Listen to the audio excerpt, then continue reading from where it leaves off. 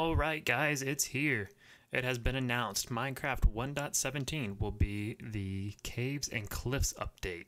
And I gotta tell you, this almost has me more excited than the Nether update. I'm gonna be totally honest. The community was asking for a cave update. I thought it'd be interesting, but at the same time, I didn't really know what they could do with it.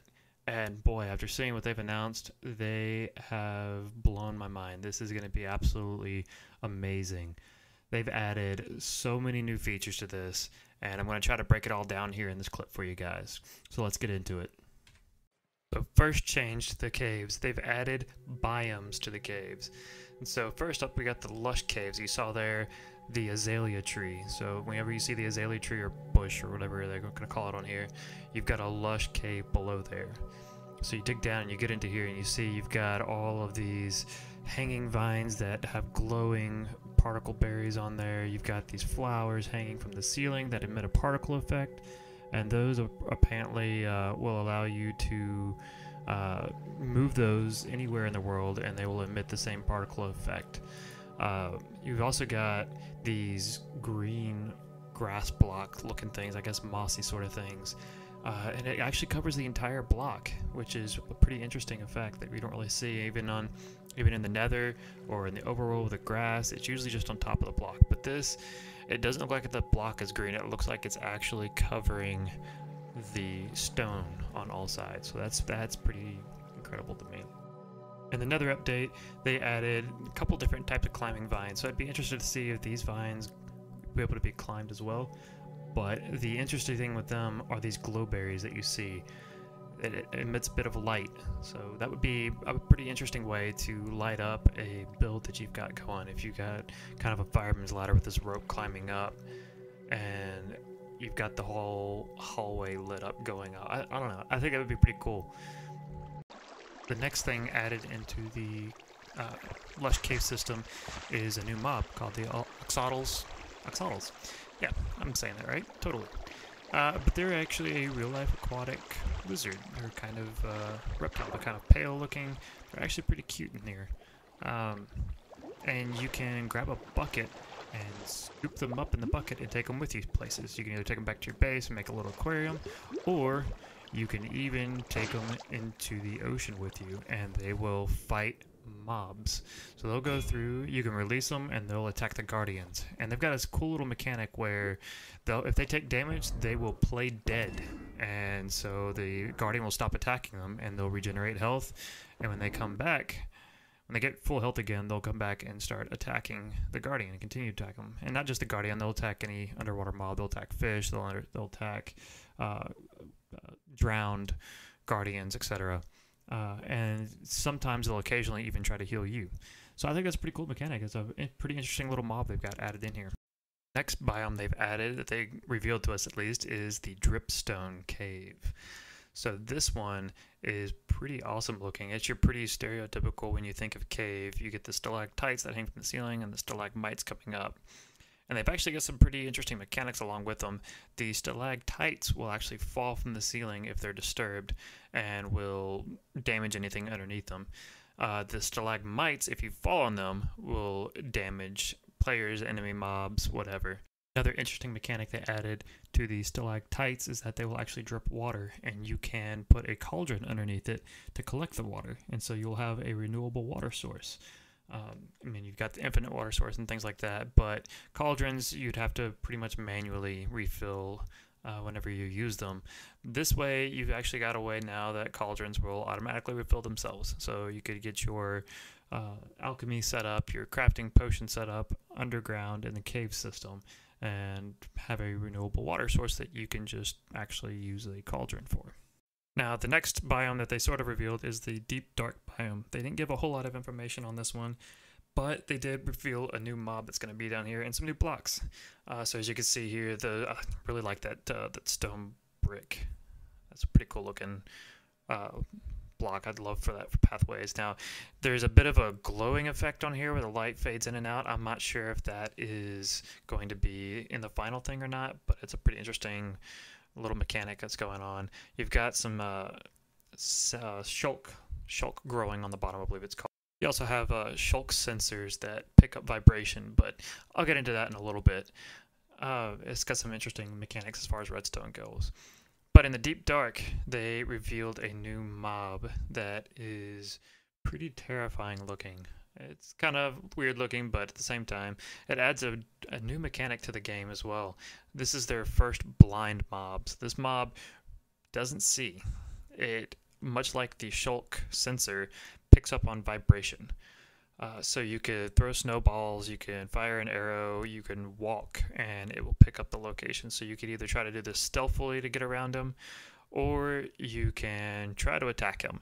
But as you'll see here in a second, the guy that's trying to fight him here is fully geared up in full netherite armor, and this guy is strong. He shoots him multiple times with the arrows, and just as you can see, he's reacting to the sound, and you kind of see his antennae, his ears, antennae, whatever you want to call them, kind of twitch a little bit and glow some when he picks up sound. Now you can kind of see the bigger caves here, but look how much damage he just did. One hit in full netherite armor. This guy is bad. He's definitely going to be hard to deal with. If you thought that the hoglins were annoying and did a lot of damage, or the brutes did a lot of damage, this guy does even more damage. So that's going to be interesting to see more details as this comes out. The one thing that's going to be interesting to see as well is the deep dark. It's supposed to spawn in the lowest parts of your world, which happens to be where diamonds spawn as well. So it's going to make finding diamonds pretty interesting as well, unless they change up those mechanics. It's going to be pretty fun as you could be branch mining and you run into one of these, and suddenly you've got a whole different survival mechanic that you've got to go through while you're searching for these diamonds. One other thing that I thought was interesting is, all these blocks they're adding, but also it looks like they might be adding some candles, some different colored candles, black and white candles. That's going to be pretty nice, pretty nice decorating tool that you could use in your builds. I'm kind of looking forward to that. And finally, we have Amethyst Geodes section added to it. I don't know if this is a biome technically or not, but you'll have these little pockets of geodes that are quite pretty looking. One interesting mechanic that goes along with these is you see those purple blocks that these crystals are growing on? Well, those are going to be like spawners or bedrock. Well, more like spawners, I guess, where if you break them, they're gone forever. You can't transport them. So these crystals can only grow on those purple blocks. So you will need to leave them here and build around it in order to have them grow. And those crystals are going to be used for something that I'll discuss a little bit later as well. That about does it as far as biome updates. Now we're going to get into some of the general updates that go along with the cave system update. Alright, first up, we've got improved cave generation. They've gone through and massively overhauled the way that caves generate. They've also added a water table as well. So within your world, you could have a cave that suddenly drops into water, and it may link up with another cave where you come up and resurface at another spot.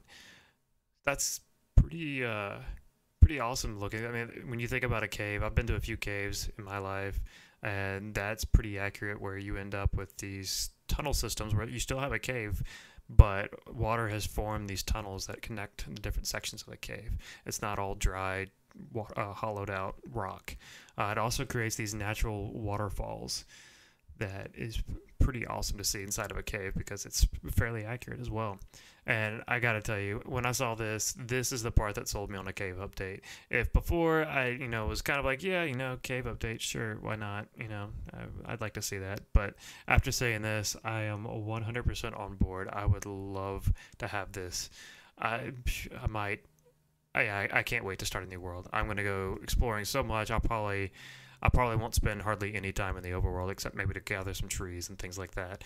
This is awesome looking. I cannot wait. And one other mechanic I forgot to mention is with that improved update, how you saw that expansive opening like that.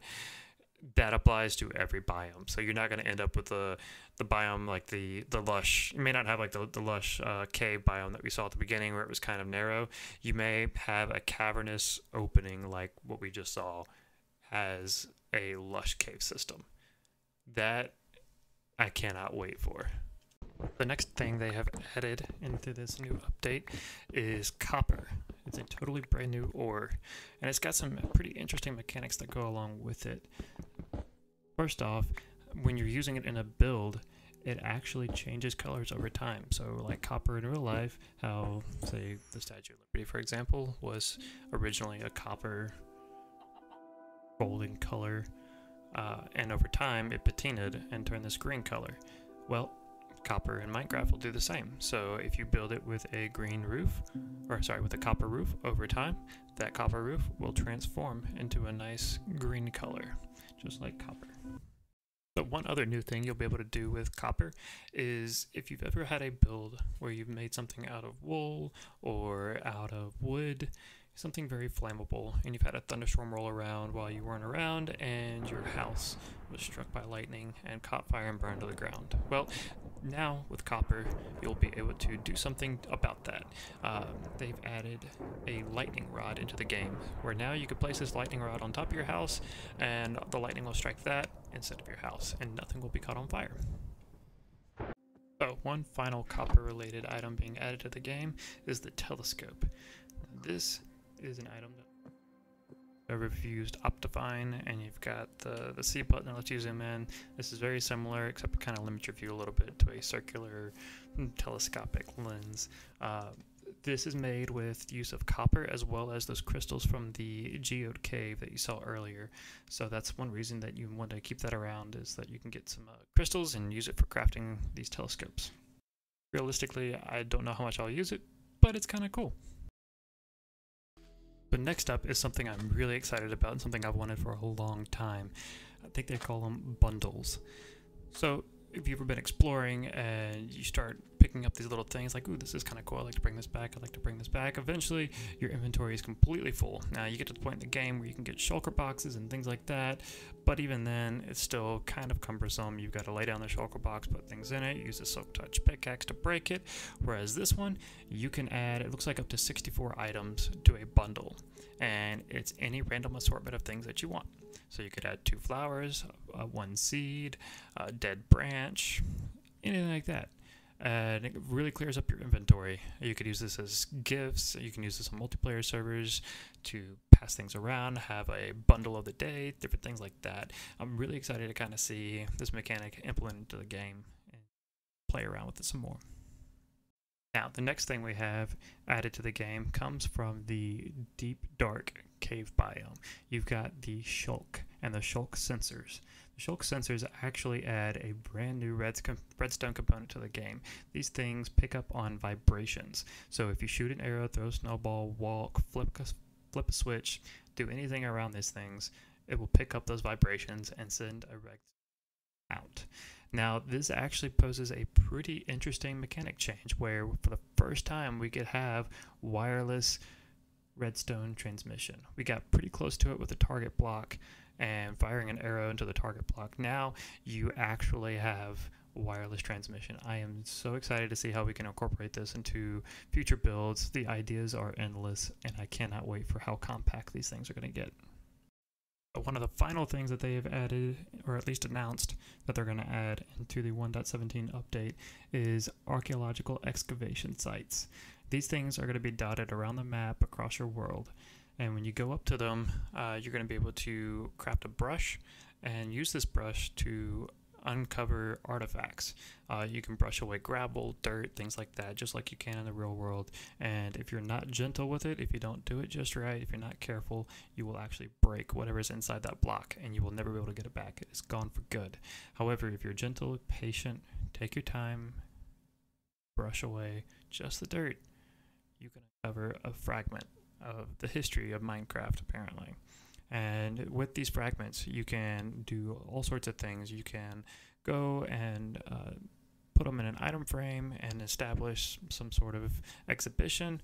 Or the other thing you could do with them that seems like it's going to be pretty cool is they've also added in pots, clay pots.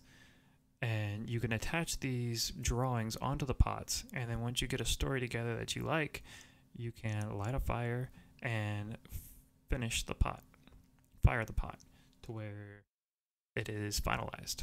So now what you can do with the pot, if it's just decoration or if you can fill it with water, if it's got an actual useful mechanic, I'm not sure yet, but you can actually create your own custom story on a pot.